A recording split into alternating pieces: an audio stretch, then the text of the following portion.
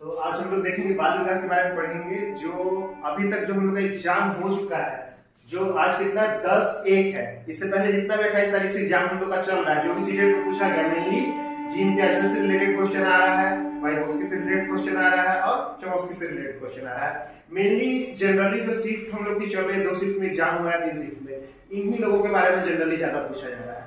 तो जीन पियाजे के बारे में हम लोगों ने पढ़ा था कि इन्होंने संज्ञानात्मक विकास से जुड़ा हुआ सोच दिया है।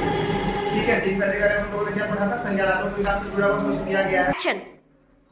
तो जीन पियाजे के बारे में हम लोगों ने पढ़ा संज्ञानात्मक, इन्होंने क्या चीज दिया था? संज्ञानात्मक ज्ञान के बारे में बताया था। तो संज्ञानात्मक ज्ञान वो होता है जो हम लोग कोई भी कार्य करते हैं वो किस तरीके से कर रहे हैं, उसे हम लोग संज्ञानात्मक ज्ञान कहते हैं। रोड कैसे क्रॉस करना है, खाना कैसे खाना है, हमें कैसा आचरण करना है, सब हम लोग किस चीज से करते हैं? संज्ञानात्मक ज्ञान से, यानी कि दिमाग से सोच के। तो जहां आप संज्ञानात्मक वर्ड देखिएगा वहां पे किससे रिलेट लीजिएगा? अपने दिमाग से, कि कोई भी काम सोच समझ के करना है। ठीक है, जैसे रोड क्रॉस कर रहे हैं, कोई गाड़ी आ रही है, तो क्या अपने संज्ञान से काम लिया, उस चीज को हमने अपने ज्ञान में लिया कि हमें रोड क्रॉस करना है कि नहीं। उसके बारे में किन्होंने बोला था? जीन पियाजे ने बोला था। अब ये संज्ञानात्मक में हमारा और क्या जाएगा? जैसे कि अगर टीचर बच्चे को डांट रहे हैं तो वो अपने संज्ञानात्मक विवेक के द्वारा डांटेंगे कि बच्चों को इतना ज्यादा ना डांट दे कि उसमें हीन भाव ना आ जाए, रोने लगे, उसको अत्यधिक ना डांट दे और इतना कम भी मतलब ना अति करे कि वो पढ़ाई ही छोड़ दे कि तुम बहुत तेज हो। तो वो क्या अपने दिमाग से आदमी कार्य करता है, अपने दिमाग से पढ़ाता है। वो किस श्रेणी में आता है? संज्ञानात्मक ज्ञान। जैसे हम लोगों ने एक क्वेश्चन पढ़ा था कि एक लड़का थी, उसकी माँ उसको कम डांटती है, इतना ही मतलब पहली गलती पे नहीं डांटती है, दूसरी गलती पे कम डांटती है और तीसरी गलती पे थोड़ा अधिक डांटती है। तो वो क्या करती है? अपने संज्ञानात्मक ज्ञान का प्रयोग कर रही है। तो इसके बारे में किन्होंने थ्योरी दिया था? जीन पियाजे ने दिया था। ठीक है, तो जैसे संज्ञानात्मक ज्ञान आया, हमें क्या मानना है? जीन पियाजे मानना है।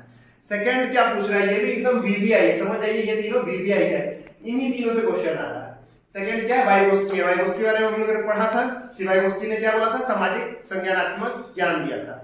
तो सामाजिक से जहां भी कोई क्वेश्चन हमारा सामाजिक से रिलेटेड आ जाएगा वहां क्या मारेंगे? वाइगोस्की मारेंगे, जो बता चुका हूं क्लास में। तो वाइगोस्की हमारा बहुत इंपॉर्टेंट है और इससे पूछ रहा है। और इन्होंने एक चीज और क्या इंपॉर्टेंट बताई थी? सामाजिक अंत क्रिया। ये एकदम याद रखना, ये मोस्ट इंपॉर्टेंट है, VVVI है ये। ठीक है, इन्होंने क्या बताया था? सामाजिक अंत क्रिया। जहां अंत क्रिया लग जाएगा तो वहां ये नहीं करिएगा कि जीन पियाजे मार देंगे, वहां मारना है वाइगोस्की। सामाजिक अंत क्रिया वाइगोस्की के द्वारा ही होगा।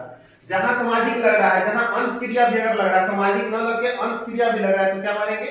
वाइगोस्की मारेंगे। वहां पे बिल्कुल कंफ्यूज नहीं करना है, एकदम एग्जैक्ट यही क्वेश्चन पूछ रहा है। एक्शन। तो जहां अंत क्रिया रहेगा हमें समझ जाना कि वाइगोस्की ने बोला हुआ। सामाजिक हो, अंत क्रिया हो, ठीक है। भाषा का विकास कहाँ अच्छा होता है? समाज में अच्छा होता है। जब बच्चा रहेगा समाज में, 2-3 आदमी से बात करेगा तो उसका भाषा का विकास अच्छा होगा। लेकिन उसका थ्योरी किसने दिया था? थ्योरी दिया था वाइगोस्की साहब ने। ठीक है, तो ये हम लोग पढ़ भी चुके हैं कि जहां पे सामाजिक रहेगा या अंत क्रिया रहेगा वहां वाइगोस्की मारेंगे, और जहां पे संज्ञानात्मक ज्ञान रहेगा वो जीन पियाजे मारेंगे। संज्ञान मतलब जहां हम बुद्धि का प्रयोग कर रहे हैं, सोचने समझने की बात जहां आ रही है, क्षमता का विकास जहां पूछ रहे हैं, वहां जीन पियाजे हो जाएगा। और जहां सामाजिक अंत क्रिया के द्वारा बच्चे सीख रहे हैं वहां क्या हो जाएगा? वाइगोस्की हो जाएगा। ठीक है, भाषा का विकास सबसे अच्छा कहां पे होता है? समाज में रहकर होता है। क्यों? क्योंकि वहां पे बच्चों को अपने भाषा के व्यक्ति करने की आजादी मिलती है, भाषा का बोलचाल ज्यादा होता है। बच्चे भाषा का सीखने का सबसे अच्छा माध्यम है सामाजिक माध्यम। जहां बोलचाल ज्यादा होगा बच्चे भाषा ज्यादा अच्छे से सीखेंगे। और उसके बाद क्या होगा इसमें? जैसे आप समझ गए, सामाजिक जहां रहे और सामाजिक अंत क्रिया रहे या ओनली अंत क्रिया रहे, बहुत इंपॉर्टेंट है, एग्जाम में बार बार रिपीट होता है। उसके बाद क्या है? चमोस्की से क्वेश्चन आ रहा है। चमोस्की साहब ने क्या बोला था? चमोस्की ने बोला था भाषा के विषय में, इन्होंने भाषा के संबंध में अपना ज्ञान दिया था। ठीक है, तो जहां भाषा से रिलेटेड कुछ भी रहेगा वहां क्या ऑप्शन मारिएगा? चमोस्की मारिएगा। भाषा से रिलेटेड जहां भी आपका कोई भी ये दे रहा है, वाक्य दे रहा है, वहां चमोस्की मारना है। ठीक है, बच्चों में भाषा सीखने के लिए, बच्चों में भाषा सीखने की जन्मजात क्षमता होती है, यह कथन किनका था? चमोस्की ने बोला था। जैसे यहाँ भी आप देख रहे हैं, यहाँ भी भाषा जुड़ गया है, लेकिन इन्होंने एक एक्स्ट्रा चीज क्या बोली थी कि बच्चों में भाषा सीखने की जन्मजात क्षमता होती है। जन्म से पहले लेते हैं, उन्हें अगर भारत में रखें तो हिंदी बोलेंगे, अमेरिका भेज रहे तो इंग्लिश बोलेंगे, जैसा वातावरण है उसके अनुसार ढल जाएंगे, लेकिन भाषा सीखना उनकी जन्मजात क्षमता है, जो कि पैदा होने के साथ ही स्टार्ट हो जाता है। बच्चे अनुकरण के माध्यम से भाषा सीखते हैं। आपको अगर क्वेश्चन आता है कि बच्चे भाषा कैसे सीखते हैं? अनुकरण के माध्यम से, सुनते हैं, समझते हैं, फिर बोलते हैं। ठीक है, तो इसमें क्या हो जाएगा? भाषा के विषय में जहां से भाषा से रिलेटेड हम लोग को कोई भी सेंटेंस देगा वाक्य देगा वहां क्या मारेंगे, चमोस्की मारेंगे। और ये भाषा सीखना, बच्चों में भाषा सीखने की जन्मजात क्षमता होती है, किन्होंने बोला था, चमोस्की ने बोला था। तो ये कुल मिला के इन तीनों से ही जनरली क्वेश्चन आ रहे हैं सारे स्विफ्ट में, और हमें क्या करना है, इन तीनों का एकदम याद रखना है। आप लोगों को पहले से याद होगा, लेकिन फिर से इसे देख लेना है। जीन प्याजे जहां संज्ञानात्मक यानी कि अपनी बुद्धि से कोई भी कार्य करेंगे वो जीन प्याजे में हो जाएगा। क्वेश्चन पढ़ना है, उसी हिसाब से ऑप्शन चूज करना है। जहां देखिएगा कि दिमाग का यूज हो रहा है, दिमाग का थोड़ा भी यूज हो रहा है, वहां पे जीन प्याजे मारेंगे। जहां पे सामाजिक अंत क्रिया जुड़ जाएगी या सिर्फ अंत क्रिया जुड़ेगी उसे वाइगोस्की मारेंगे। समाज में रहकर कोई भी काम हो रहा है या समाज से रिलेटेड भी कोई काम हो रहा है तो वहां वाइगोस्की हो जाएगा। और भाषा से रिलेटेड कोई भी काम हो रहा है या भाषा किसी भी सेंटेंस में जुड़ जा रहा है हमारा, वहां चमोस्की मारेंगे। ठीक है, तो ये तीनों बहुत इंपॉर्टेंट है और एग्जाम में पूछा जा रहा है, तो ये आप लोग समझ जाइए। तो जो हमारे बाल विकास में जो इंपॉर्टेंट क्वेश्चन पूछा जा रहा है, जैसे इससे पहले मैंने बताया जीन प्याजे के बारे में, जिन्होंने संज्ञानात्मक विकास के बारे में बताया था। जो भी हम दिमाग से काम करते हैं, बुद्धि से रिलेटेड जो भी आ जाएगा वो संज्ञानात्मक विकास में आ जाएगा। उसके बाद बताया मैंने वाइगोस्की के बारे में, जिन्होंने सामाजिक अंत क्रिया दिया था। अगर किसी भी क्वेश्चन में आप अंत क्रिया देख ले, सामाजिक देख ले या कुछ भी ऐसा देखे, उसमें क्या मारिएगा, वाइगोस्की मारिएगा, अंत क्रिया हो या सामाजिक हो। उसके बाद मैंने बताया था आपको चमोस्की के बारे में, जिन्होंने भाषा के बारे में बोला था। तो भाषा से रिलेटेड क्वेश्चन कहीं भी आ रहा है वहां चमोस्की आंसर होगा। तो अभी तक एग्जाम में मेनली इन तीनों के बारे में पूछा गया, और उसके बाद ये पूछा जा रहा है, समावेशन पूछा जा रहा है, स्कीमा पूछा जा रहा है और समायोजन पूछा जा रहा है। इन तीनों को पूछ के बच्चों को कंफ्यूज किया जा रहा है। तो हमें क्या है, कंफ्यूज नहीं होना है। हम लोगों ने स्कीमा के बारे में पढ़ रखा है, समावेशन के बारे में पढ़ रखा है, समायोजन के बारे में पढ़ रखा है। तो एक बार फिर रिपीट कर लेते हैं, हम लोग का रिवीजन हो जाएगा। तो पहले देखेंगे समावेशन। ये इसलिए पढ़ रहे एग्जाम में रिपीट कर रहा है, कंफ्यूज कर रहा है बच्चों को बाल विकास में। तो हम लोग का एग्जाम में क्वेश्चन आ रहा है तो हमें ये पढ़ना जरूरी है, फालतू का पढ़ने से कोई मतलब नहीं है। तो देख लीजिए, समावेशन उसको बोलते हैं पुरानी जानकारी में नई जानकारी को शामिल करना। क्या कहलाता है, समावेशन कहलाता है।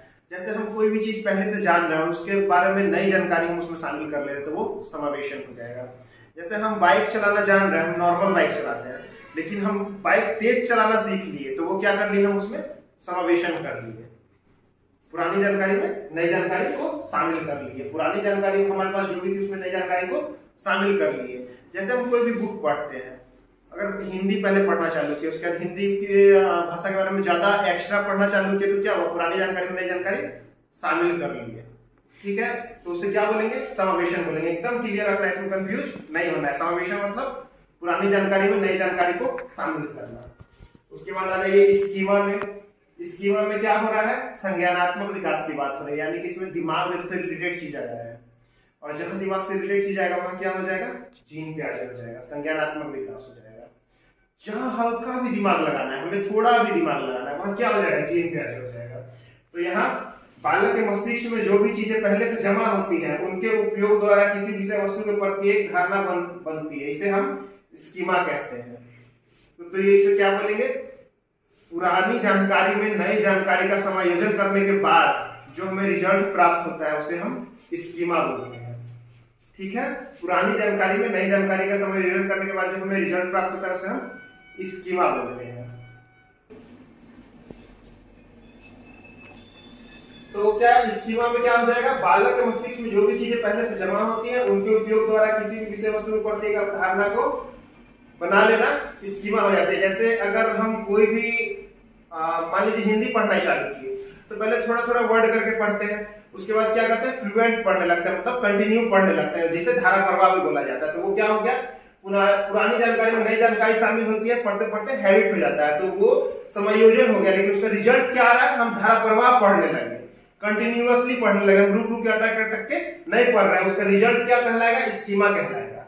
उसके प्रति हमने अवधारणा बना ली कि इस चीज को हम कंटिन्यू पढ़ सकते हैं, वो हमारी अवधारणा हो गई। लेकिन जो हम लोगों ने थोड़ा थोड़ा करके पढ़ रहे थे, कंटिन्यू पढ़ने लगे, एक एक शब्द पढ़ रहे थे, उसको जोड़ के पूरा पढ़ने लगे, वो क्या हो गया, समावेशन हो गया। पुरानी जानकारी में हम लोगों ने नई जानकारी शामिल कर ली, तो वो हमारा क्या हो जाएगा, समावेशन। लेकिन उसका जो रिजल्ट आ रहा है उसे हम लोग क्या बोलते हैं, स्कीमा बोलते हैं। दोनों में डिफरेंस क्लियर हो रहा है आप लोग का। पुरानी जानकारी में नई जानकारी शामिल करना समावेशन, और उसके नई जानकारी शामिल करने के बाद जो रिजल्ट आता है, इतना कार्य करने के बाद जो रिजल्ट आ रहा है, उसका जो रिजल्ट हमारा निकल रहा है उसे क्या बोलेंगे, स्कीमा बोलेंगे। तो दोनों क्लियर हो गया इसमें नवी। तो स्कीमा और इसमें आपका डिफरेंस क्लियर हो गया। और एक और हम लोग एग्जांपल ले सकते हैं, जैसे हम लोगों ने कोई सब्जी काटी आपने बनाने के लिए, तो वो क्या है, पुरानी जानकारी की सब्जी को काट रहा है और उसको बना रहे हैं, वो क्या है, नई जानकारी शामिल कर रहे हैं। जो सब्जी को हम लोग पका रहे हैं वो नई जानकारी होगा, और जब सब्जी बन के तैयार हो गई तो वो क्या हो गया, वो स्कीमा हो गया, यानी कि वो टेस्टी बनी है, या तो अच्छी बनी होगी या खराब बनी होगी, लेकिन उसके प्रति हमारी अवधारणा क्या है कि ये पक चुका है, ये खाना बन चुका है। लेकिन उससे पहले क्या था, सब्जी कटी हुई थी और उसे बनाने का जो हमारा प्रोसेस लगा, पकाने का जो प्रोसेस लगा, उसे क्या बोलेंगे, समावेशन बोलेंगे। सब्जी काटा और उसे पकाया, तब तक क्या हुआ, समावेशन हुआ। पुरानी जानकारी में नई जानकारी जुड़ी, समावेशन हुआ। लेकिन जो लास्ट में रिजल्ट आ गया, जिसके प्रति हम अवधारणा बना रहे हैं, ये पक चुका है, अब अच्छा पका या खराब पका वो तो खाने के बाद पता चलेगा, लेकिन उसे क्या बोलेंगे, स्कीमा बोलेंगे। जो रिजल्ट आएगा उसके प्रति अवधारणा बनाई, उसे स्कीमा बोलेंगे। और स्कीमा का ये जो हम लोग का टर्म है, किन्होंने दिया था, जीन पियाजे ने दिया था। स्कीमा टर्म हमारा किसने दिया था, जीन पियाजे ने। क्योंकि स्कीमा में क्या हो रहा है, संज्ञानात्मक विकास का प्रयोग हो रहा है, यानी कि बुद्धि का प्रयोग हो रहा है, दिमाग का प्रयोग हो रहा है। किसी चीज के प्रति अवधारणा बनाने के लिए हमें अपने दिमाग का प्रयोग करना पड़ता है कि हाँ ये अच्छा है और ये गलत है। अब मतलब समाज से रिलेटेड चीज देख लीजिए, अगर कोई आदमी कुछ बोल रहा है तो उसमें आप देखेंगे कि आदमी सही बोल रहा है या गलत बोल रहा है, उसके लिए किसका प्रयोग करिएगा, संज्ञानात्मकता का प्रयोग करिएगा, यानी कि अपने बुद्धि का प्रयोग करिएगा, दिमाग का प्रयोग करिएगा। तो जहां संज्ञानात्मक रहेगा वहां बुद्धि से रिलेटेड चीज आ जाएगी। अब उसके बाद हमें क्या देखना है, दो चीज तो हमारा क्लियर है, समावेशन और स्कीमा। थर्ड में क्या आ रहा है, समायोजन, जो हम लोग को बहुत ज्यादा फंसा रहा है।